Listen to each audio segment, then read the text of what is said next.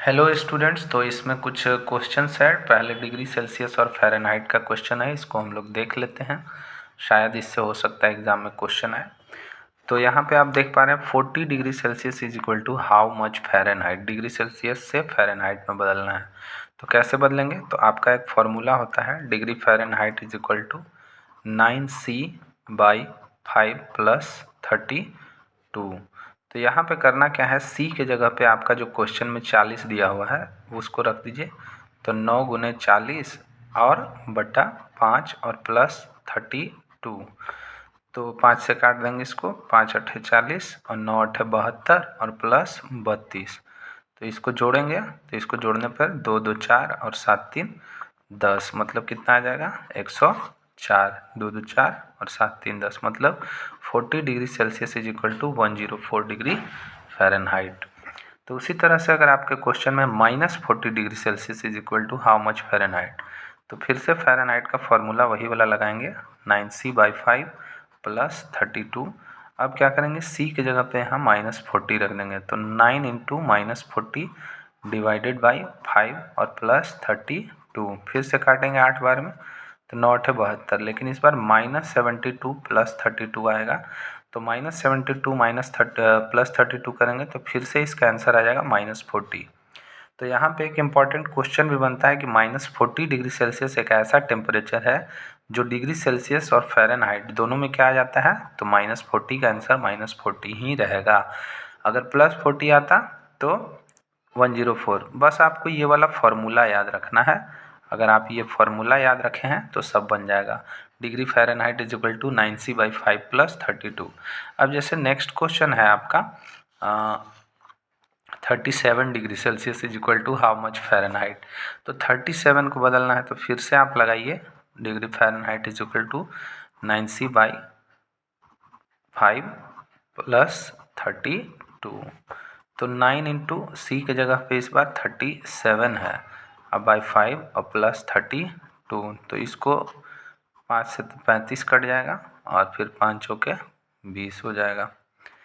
तो ये आ जाएगा आपका 36 और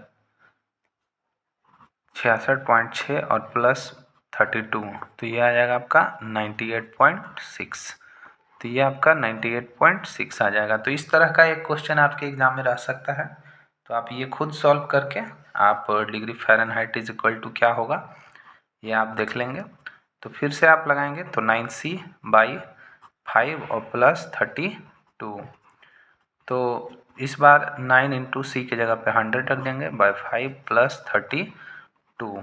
तो 5 से काटेंगे इसको, 20 बार में कट जाएगा, तो 180 और प्लस 32 यानी कि 212 आ जाएगा ये।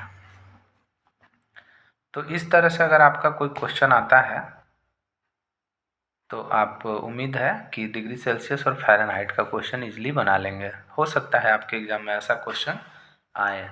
तो डिग्री सेल्सियस और फ़ारेनहाइट वाला था। इसमें नेक्स्ट क्वेश्चन की तरफ चलते हैं अब। तो ये जो क्वेश्चन है आपका, ये सब पढ़ा हुआ है और हिंदी इंग्लिश से कोई प्रॉब्लम नहीं होना चाहिए। What is the relation between KP and KC? KP और केसी में क्या रिलेशन है?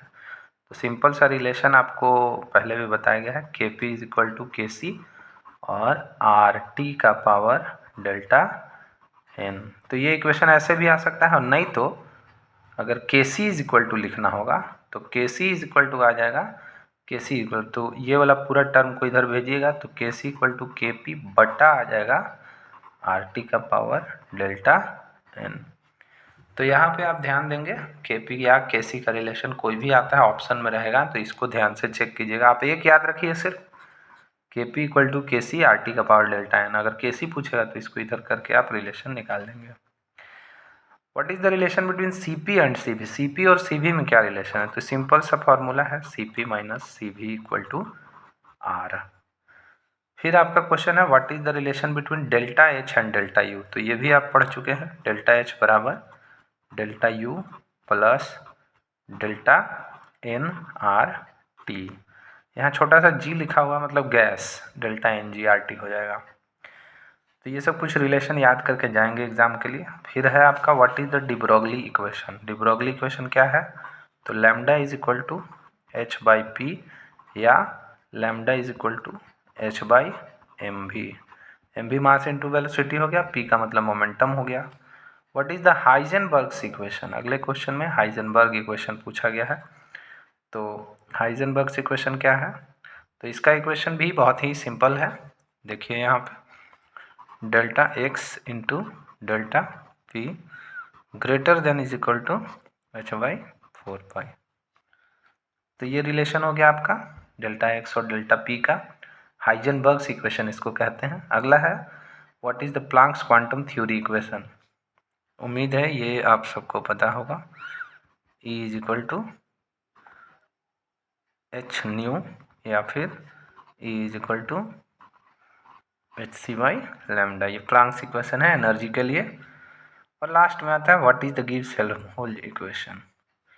तो ये है आपका G बराबर h-Ts, जहाँ पे आपका Ts है वो G बराबर h-Ts, या ऐसा भी आ सकता है डेल्टा G बराबर डेल्टा h-T डेल्टा S।